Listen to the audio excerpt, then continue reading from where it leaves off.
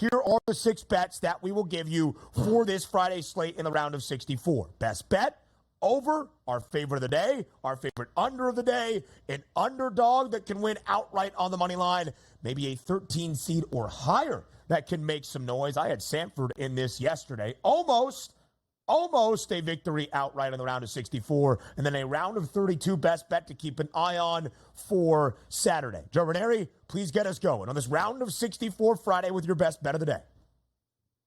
Best bet of the day is going to be Wisconsin for me. This is just a outclass kind of game here. Wisconsin playing the number 3 strength of schedule in the country this year, and James Madison absolutely not playing a strong schedule this year, having only taken on 3 teams inside the top 150 here. And by the way, came against App State and they lost. And you mentioned a interesting thing earlier, Ben, about this game, about how we've seen Greg Gard and this Wisconsin team allowing 37% from beyond the arc. That's number 345 in the country. But here's the thing.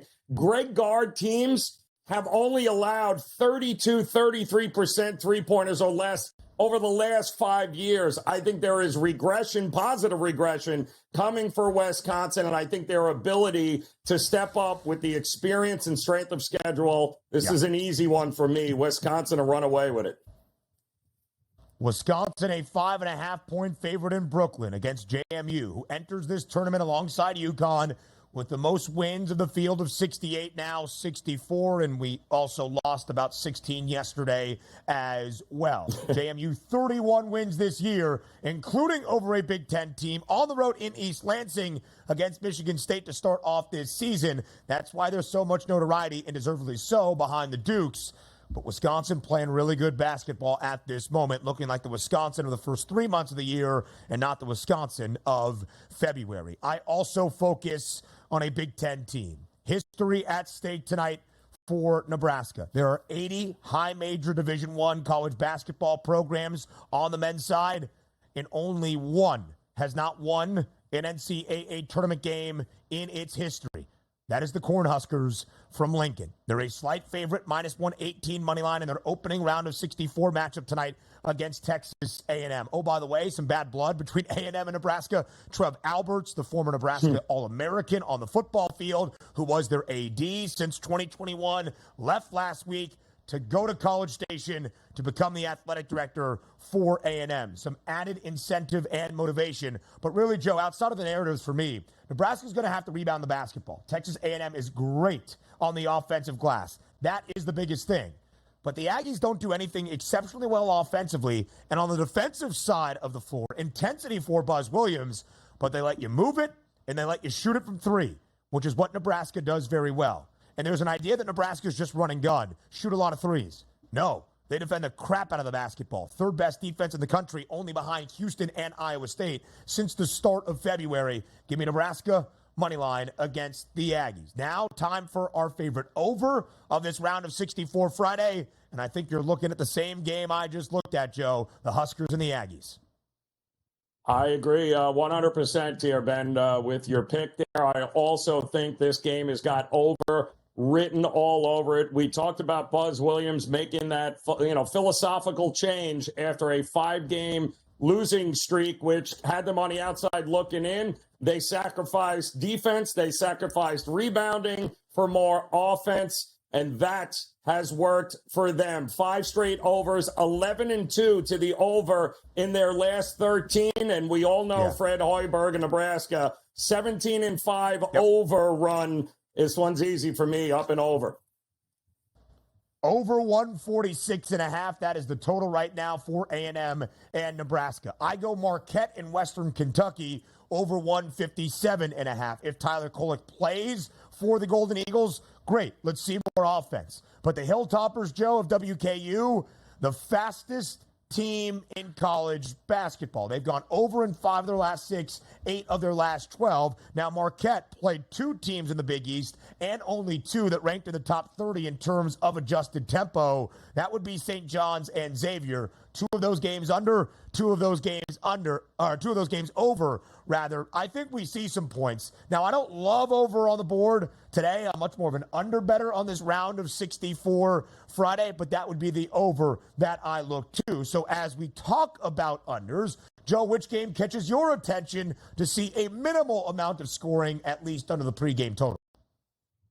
I'm going to go against the market here, and I'm going to look towards Connecticut versus Stetson here. Again, outclassed, much like what we saw with Tennessee taking on St. Peter's yesterday. I'd be shocked if Stetson gets many more points than what St. Peter's did here last night. I do not see UConn starters playing this entire game. I do think that this will be a 30-point win for UConn, but ultimately it'll fall short of the 146.5 right now that the market thinks we're going to get. I think under is not a bad look.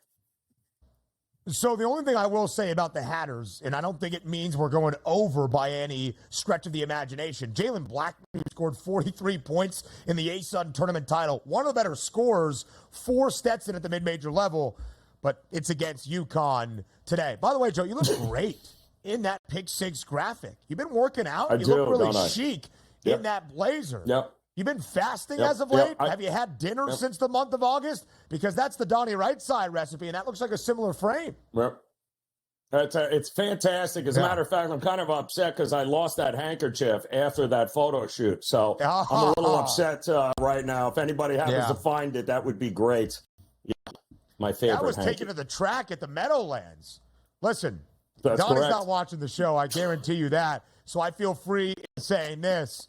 Maybe the frame is the same, but the face looks a little bit more sharp, just in my estimation. So as we keep it rolling around our pick six on this round of 64 Friday, my favorite under, Grand Canyon, St. Mary's, under 131.5. Two great defensive teams that make it very difficult to score against them. Two teams that play with a slow tempo. And I said this before, I'll say it again. St. Mary's has played either 9 games against teams that reached the big dance or were a power conference foe. 7 of those 9 games to an under. And like you, Joe, I think St. Mary's controls the pace. I think they cover as a 5.5-point favorite. I certainly believe the Gales win outright, and it's not that trendy 12-5 upset that many people think it is for Grand Canyon. So I like the under of 131.5 between GCU and St. Mary's. From unders to underdogs, I really wish you didn't have the money line price that you have here in this pick six, but I'll let you explain why you think Clemson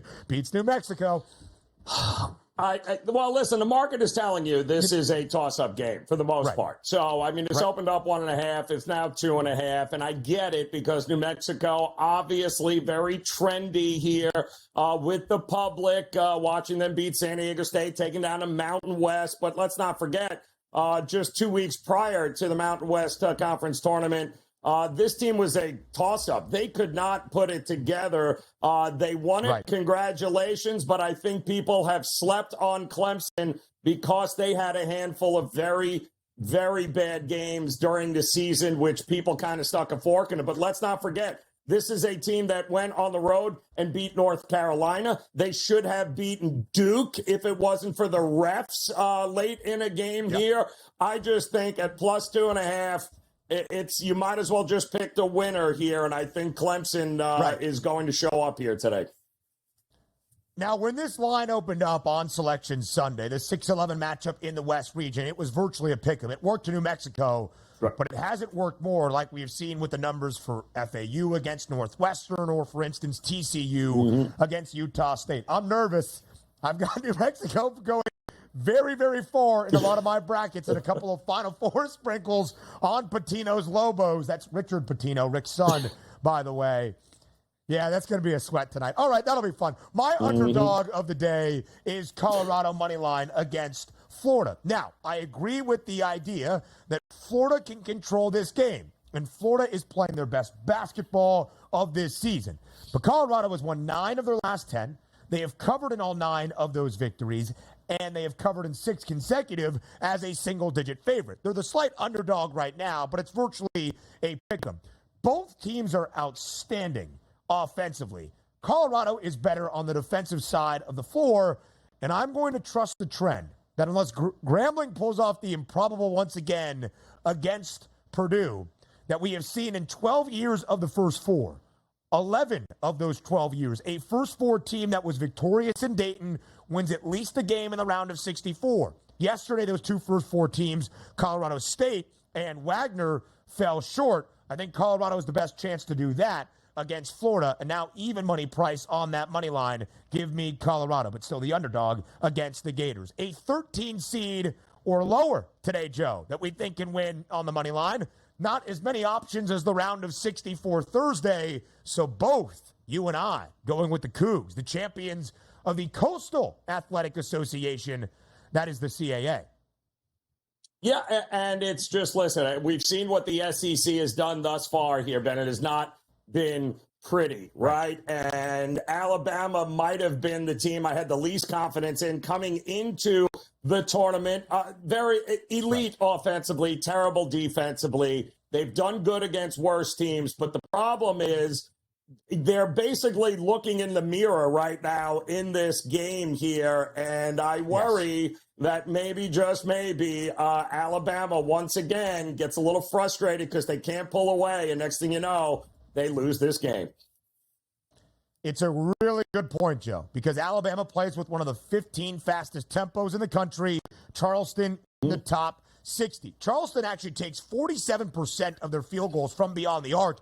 That's even more than what Nate Oates' Alabama team does. And nearly 40% of the Cougars' points this year have come from three-point land. As we saw last night against a bad SEC defense in Kentucky, and Alabama entered the big dance even worse than the Cats. If you get hot from deep, there is a chance. I'm probably going to plus 9.5 that Charleston price a little bit later on this round of 64 Friday. Joe, quickly here, what is your best look for Saturday before you round out the show with a best bet for everybody?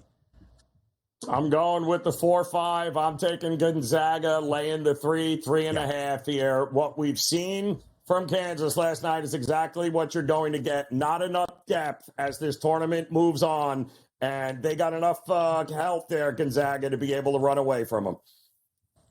Love that look. I'm going Oregon Creighton over 145.5. The Ducks over in 6 of their last 8 rather. I think the pace is picked up.